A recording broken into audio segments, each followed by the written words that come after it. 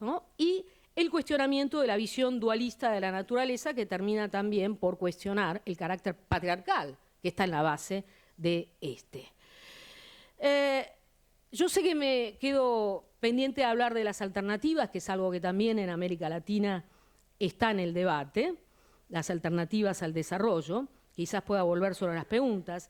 Quisiera cerrar solamente diciendo que hay una nueva gramática política que coloca el énfasis en la crisis socioecológica, que también busca nuevas salidas, en todo caso apunta a una transición y salida sobre todo del modelo extractivo, pero sin embargo hay varios problemas que, de los cuales dar cuenta. Uno de ellos tiene que ver con la desconexión que hay entre las diferentes luchas ecoterritoriales que se dan sobre todo en las zonas más marginales de nuestros países y las luchas urbanas, sindicales, porque además en el ámbito urbano y en el ámbito sindical hay muy claramente instalado un modelo de consumo que mi colega Uli Brandt denomina el modelo imperial, que borra, ¿no?, todos los rasgos o los elementos, los indicadores que lo unen a un modelo de apropiación destructivo, ¿no?, de la naturaleza y avala en los modelos de consumo hoy en día. Es decir, hay una desconexión entre estas luchas ecoterritoriales que hoy tienen tanto protagonismo en América Latina, aún en un contexto de asimetría, pero todavía estas no se han constituido en debates societales.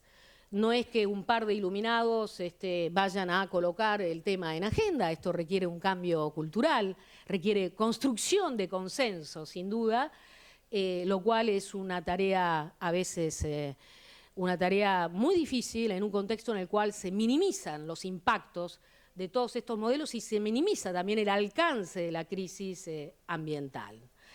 Hay desconexiones también entre las luchas que se dan en el norte y las que se dan en el sur. En el sur global tendemos a subrayar la geografía de la extracción, mientras que son los modelos de consumo los que están siendo más cuestionados, sobre todo en el norte. Y bueno, para cerrar, simplemente decir que desde mi perspectiva, pensar el antropoceno es necesario hacerlo de una dimensión moral y de una dimensión política.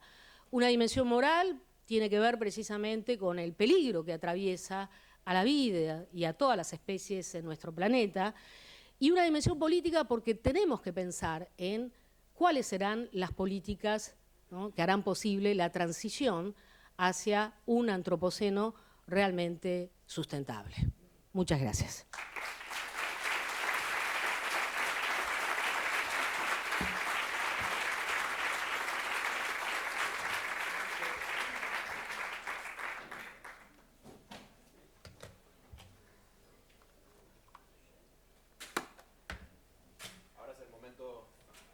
Preguntas a Caroline y a Maristela.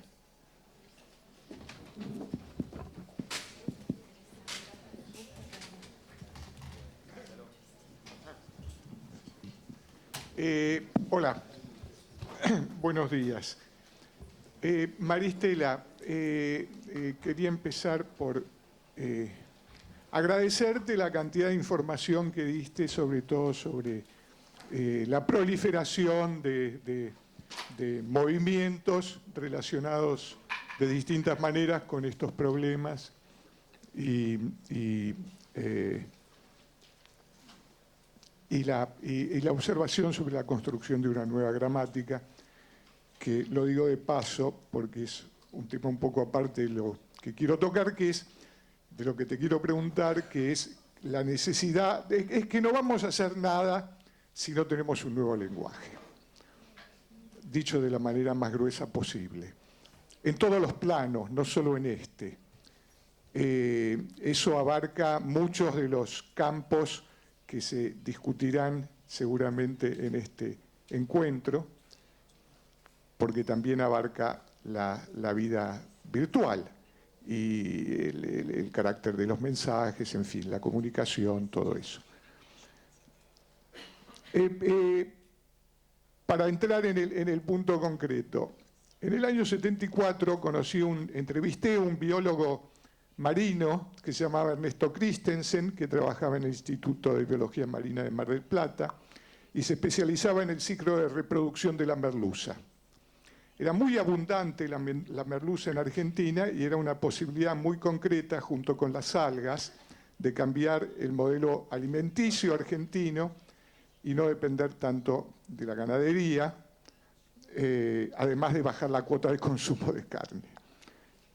Era más barata, etc. Era la época en que el gobierno peronista había hecho unos contratos muy beneficiosos de pesca con la Unión Soviética. Y Christensen dijo, si seguimos este ritmo de pesca de la merluza, se va a extinguir o va a quedar muy poca, y además un día podríamos llegar a exportar merluza congelada, etcétera, etcétera, etcétera. Pero sobre todo no nos quedemos sin pescado. Y le dijeron, mirá, está muy bien lo que decís. Habló con gente del Ministerio de Cultura, habló con gente de todos lados, del Ministerio de Ciencia o de la Secretaría de Ciencia o lo que fuera, y el Ministerio de Economía, y le dijeron, esto es intocable, de esto no se puede hablar, los contratos con los pesqueros rusos y posteriormente con los japoneses, etcétera, son intocables, incluso en el Zócalo continental. El otro día, en el acto de protesta por los contratos, disculpen si me extiendo, pero quiero que quede claro lo que quiero decir. El otro día en el acto que se hizo en el Obelisco, en la 9 de julio, en contra de los acuerdos con el FMI, las tarifas, etcétera, etcétera, el comunicado, la carta que se leyó, el programa de pedidos que leyó el actor Gerardo Romano, tocaba punto por punto todas las cosas con las cuales los protestantes y una enorme parte de la población argentina se opone a las políticas del gobierno. Era muy minucioso, pero no se decía absolutamente nada. Se podían tocar hasta, bueno, cuestiones como los derechos sanitarios de las mujeres, etcétera, etcétera, muy pormenorizados, y no había una sola palabra sobre la desertización del campo, la extensión de los cultivos de soja y algunas cosas, estoy poniendo ejemplos simplemente, la megaminería, sobre todo en los Andes, el fracking en el Valle del Río Negro, etc. No, nada sobre eso, nada. Lo cual quiere decir que ese conjunto de movimientos nuevos, pero fuertemente marcados por el sistema histórico-político argentino, no tiene todavía metido en la cabeza, no se comió, de que esto es fundamental. Entonces, veo que por lo que vos expusiste, hay una multiplicidad, no solo en el país, sino en América Latina, y uno lo sabe, de movimientos locales, territorializados, con múltiples elementos novedosos, culturales, o ligados, novedosos y también ligados a tradiciones ancestrales, y que entre eso hay y la eficacia, hay un camino tan largo como el que nunca se terminó de recorrer entre algunas reivindicaciones radicales y profundas de los 70, de los 60 y más atrás, y ahora. Por supuesto que uno no está acá en busca de soluciones, pero sí tiene la sensación de que nada va a pasar hasta que no logremos que un partido que postule candidatos a elecciones, las elecciones que sea, no va a ganar si no incluye esto en su programa. Para eso la presión tiene que ser muy fuerte, muy masiva, y desde luego exige un cambio moral y cultural que estamos lejos de lograr. porque los peligros son muchos y los obstáculos muchos. Entre ellos, que algunos aspectos de nuestras reivindicaciones, como el buen vivir, etcétera, el cuidado de la naturaleza, todo esto, pueden ser tranquilamente apropiados por la propaganda capitalista. Viva bien, consuma diet life, etcétera. Cómase la galletita, etcétera. Recicle. Usted va, recicla, tira la basura, se queda satisfecho porque hizo algo. Pero a la naturaleza, como dice Isabel Stengers, a la naturaleza o a Gaia, a Gaia le importa un bledo lo que nosotros hagamos, que reciclemos, sigue su proceso.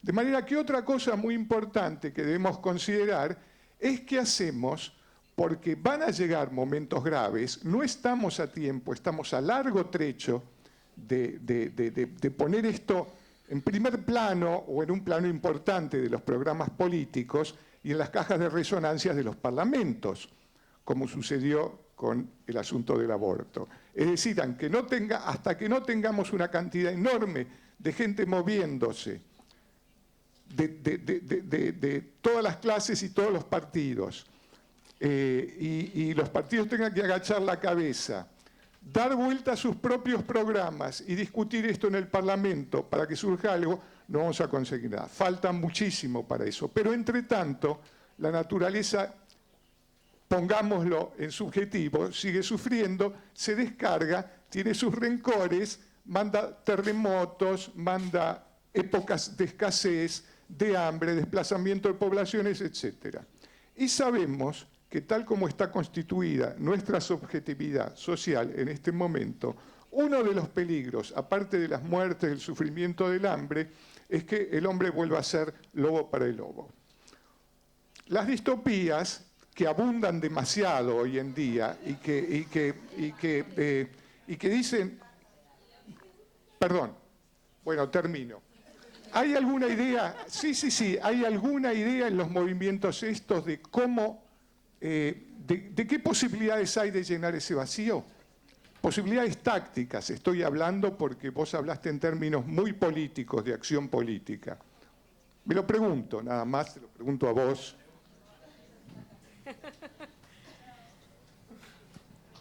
Vamos juntando preguntas, ¿cómo hacemos? Le pregunto a ver, ¿cómo hacemos?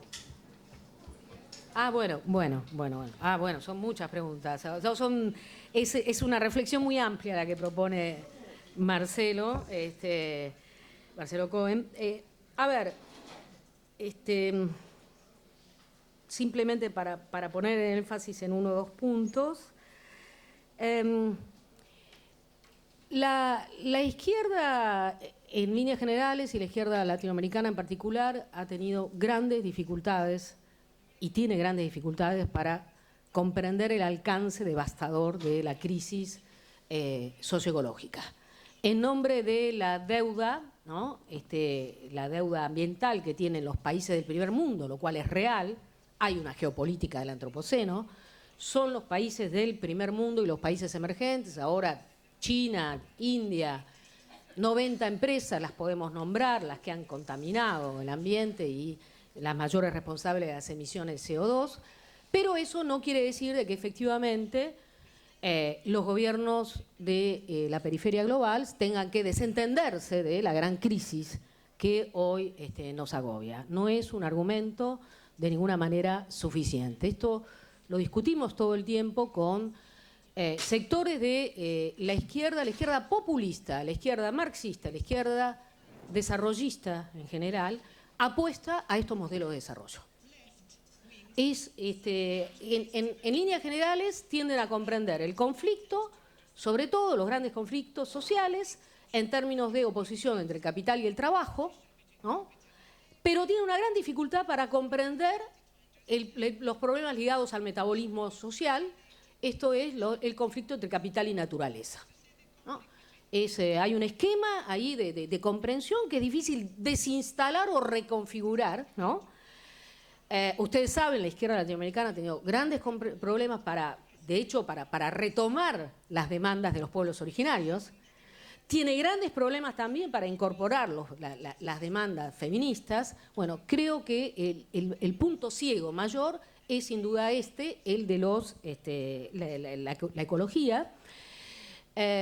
Durante el ciclo progresista eso se vio claramente porque los gobiernos progresistas promovieron la expansión de las fronteras del capital, son responsables de una amplia violación de derechos humanos, de episodios de represión espantosos.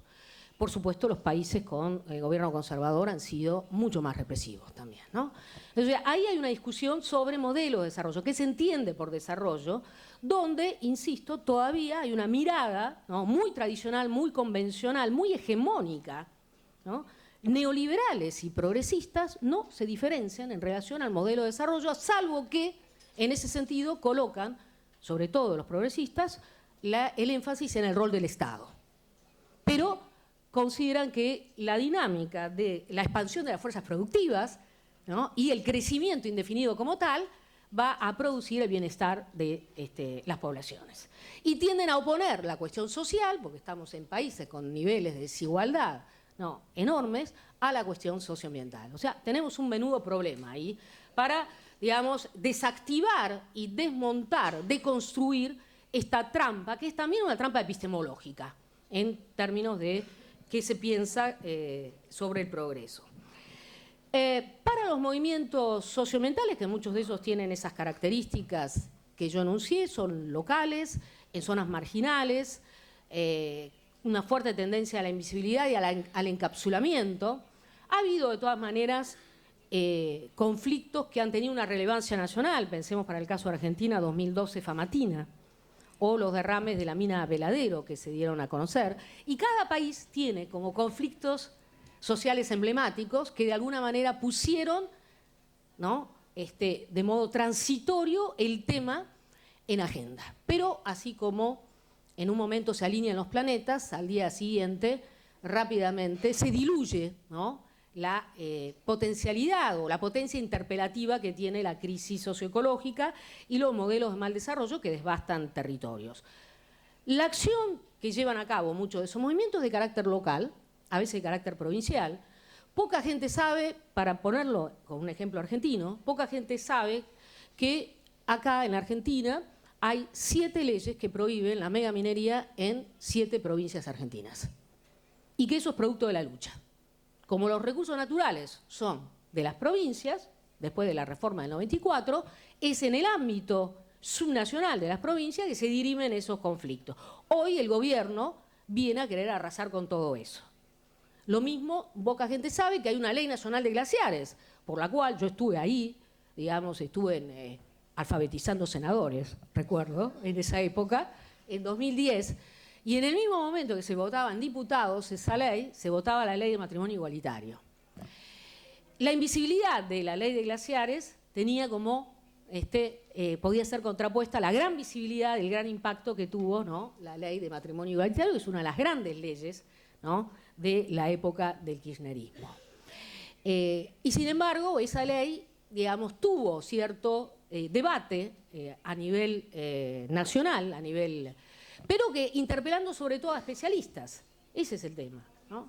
Interpela a especialistas y hay que decirlo, el tema es que cuando cuestionamos los modelos de desarrollo y sobre todo enfatizamos la dimensión de la crisis socioecológica, ahí no hay diferencia entre izquierda y derecha, ¿no? Y en general hay una izquierda tradicional, convencional, que se alinea con la derecha y cree que efectivamente estos modelos de desarrollo van a funcionar en algún momento. Que de alguna manera el capitalismo lo va a resolver con la ayuda de más tecnología. Entonces, ese es el punto que creo que debemos discutir, al menos como punto de partida. Y paso la palabra porque no quiero monopolizarla.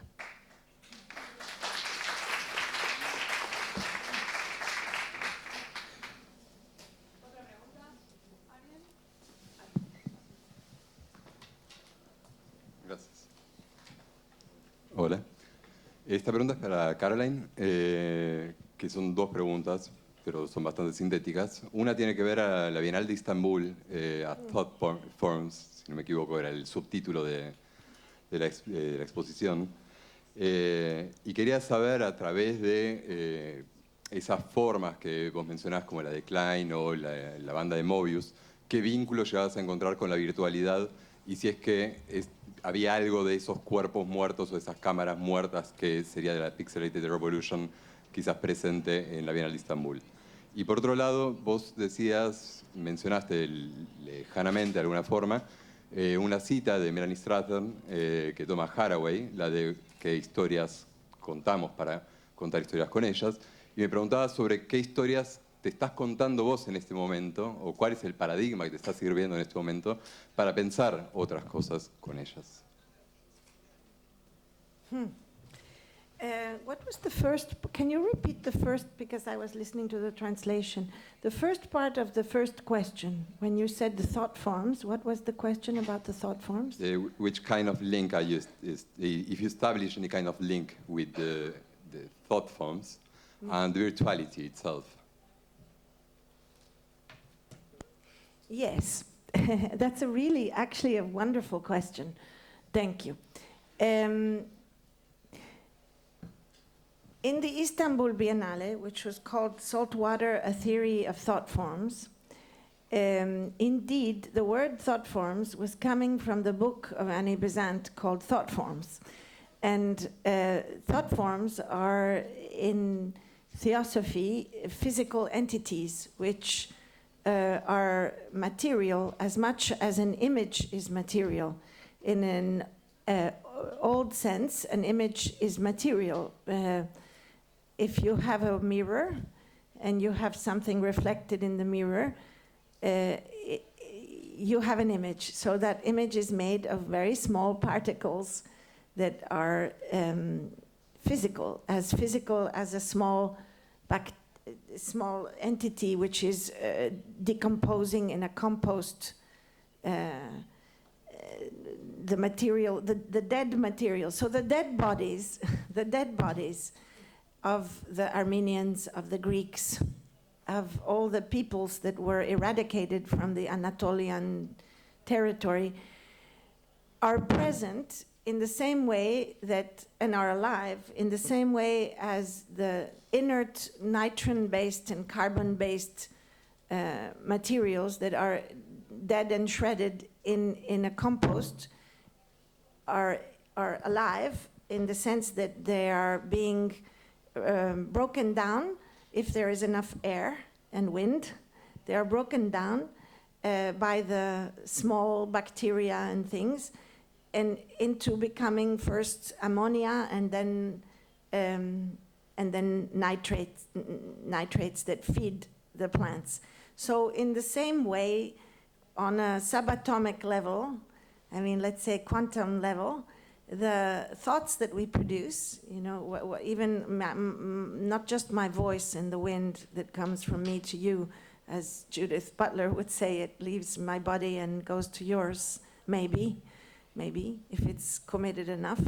Not just in that sense, but actually the so-called boundary between what is a thought and what is an object, it doesn't exist, no? Because it's made of little electrical things going back and forth. In the same way that the boundary between an object and its reflection, an image, doesn't exist.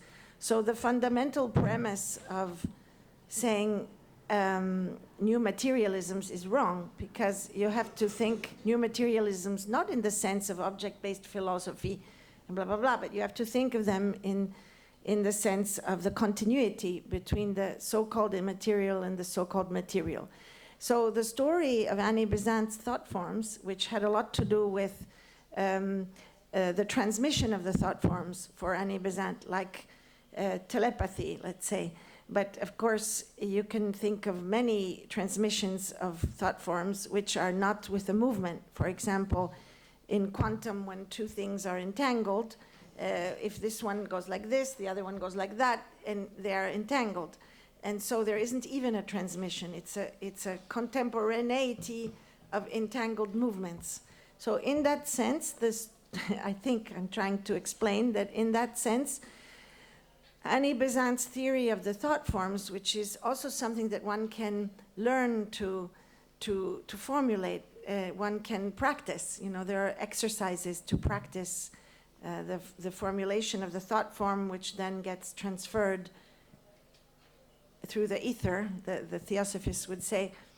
is an exercise in understanding the continuity of the virtual and the non-virtual, which is it's a mistake to think that there's a discontinuity. That's the basis of the problem of the binary thinking, and the basis of the division between AI and human intelligence is that there would be this possibility of saying this is a dead person and this is an alive person. This is an inert material, this is a non-inert material.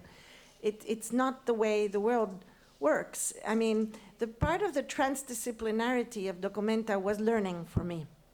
So I spent years, I mean, the one time in your life you can really learn is if you get to do the Documenta. I mean, it's a unique gift to be able to do that, because you can knock on anybody's door on the entire planet Earth and say, I want to learn from you. So one of the things I did was spend some time with Anton Zellinger in Vienna at his quantum physics lab. He's the man who worked on the so-called teleportation, you know, and the working on the verification of entanglement, first across the river in Vienna and then in the Canary Islands. And this is the basis of what will be quantum computing when you don't have to actually encrypt anything, because it just talks to each other if it's in the satellite and on Earth. So his research, you know, I remember that I was sitting there with people from all over the world, from Latin America, from Asia, from young people, really interesting young physicists and so on. And he said to me one day, you know, Carolyn, you either have to believe in God or you have to change your idea of what reality is. Because, you know, and then it made me think, well, in the 1500s, if I had a cell phone and I was using it, and they would consider me a magician, you know, like this is magic, or they would consider it some sort of godly thing. And it's just that people didn't know what waves were, electromagnetic waves. And so I think there's a lot of things that now in daily life normal people don't know, you know, but some people are fascinated by. You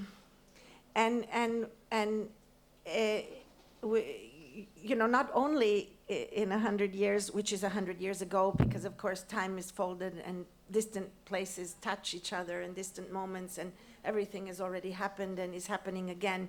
So, but let's say linear time existed. In 100 years, they will say, how silly, you know, they were using these cell phones and there was so many other ways of talking to each other with all the species that, you know, it's turtles all the way down is the other thing that Donna always quotes from other people. So this is just to say that the Istanbul Biennale, which happened at the 100 years of the celebration of the Armenian genocide, I wasn't going to do another exhibition. I had decided it was enough, you know, basta, and other people who understand the world more and are more in touch with younger artists and younger thinkers shall do the other international exhibitions. But when they asked me, you know, it's hard to say no to the Istanbul Biennale 100 years from the Armenian genocide. I mean, it's something that is very difficult to say, no, I don't do it. So it was a big challenge because you can't really speak. You know, in that text that you're referring to, I speak about abstraction and forms as ways in which during dictatorships, I mean, people here know very well with the whole history of abstraction and concrete art in Latin America. It generally, in human civilizations, when there's a harsh authoritarian regime, visual arts speak through abstraction. It's a way of, or through performance, because it's finished before the police can come. So it goes in these two directions. But in Turkey, so this question, when it's illegal, you know, to say genocide is illegal. You can't say it. And then there were the bodies washed up now in the salt water all over. There was the little boy on the beach and all these things. So you can't really speak except through these forms. And so we were speaking through many forms, one of which was, many of which were inspired by thought forms from Annie Besant. I guess it's about esoteric revolutionary processes, sort of. But it's interesting to people who are involved in art exhibitions. I think that it's very important to speak to the broader issues.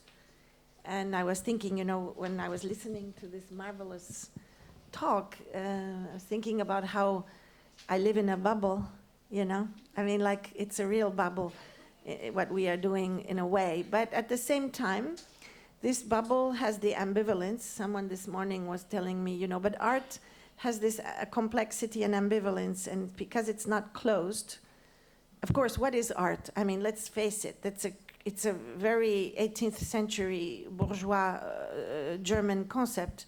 I mean, it didn't exist before. Certainly when Giotto was doing things, he didn't say he was an artist. And if you interview Giotto, if you just take away the names and you interviewed him and then you read it, you would say, oh, that's a software designer, you know? Like he's asking questions like, how many doors do you have? You know, what's the access? How many users do you have? Giotto would have answered in such a way. So this idea of art is absurd anyway, you know, that we are using, it's absurd. It's a very limited idea coming from a very particular society that divided another binary division between productive labor and non-productive labor. And this idea of art that the globe uses now is really, usually the common definition is it's a kind of empirical philosophy. It's where tautological and empirical. So it's like philosophy, but instead of using a verbal language to write about, say, love or something, you use the materials that you are investigating as both the alphabet to investigate it with. So you investigate space with space, language with language, sound with sound, expression with expression, color with color. And this gives an extraordinary freedom to this practice, because an artwork can be a novel, it can be a gesture, it can be anything. Gives an extraordinary freedom, but it also is determined by its definition, which is a very Enlightenment period definition of what autonomous art is. And so we don't even have to use it. But even though not using it, it is a bit of a bubble, you know? But I think it's a very useful bubble. I mean, in my deepest soul, I think that it's a very useful bubble because in such an overload of information, and in a society which is tremendously productivist of attention, you know, everybody has to pay attention and, you know, what does Trump say today and what does so-and-so say today, and it's this incredible production of attention. There really isn't much time for stopping and, you know, thinking a little bit and wasting time and thinking. So I think it's good that this bubble exists, but I don't think it changes the world. I mean, it doesn't change it directly, but it does change it indirectly. I'm not even answering you, I'm just saying more things. But if I think of Goya's Disasters of War, you know, I mean, of course Goya's Disasters of War don't change the situation and they don't end war. But before Goya's Disasters of War, power tended to make equestrian sculptures of generals on horses. And after Goya's Disasters of War, power tends to talk about collateral damage or hide the feats of military power, and which is why there are all these artists doing forensic research nowadays to get out of this hidden thing. So it did change something, you know, and I think we have lost our humanity by being too centered on humans. But if you de-anthropocentricize, then you can reacquire what traditionally was called humanity, which is not humanity, it's just, you know, being in favor of the flourishing of life.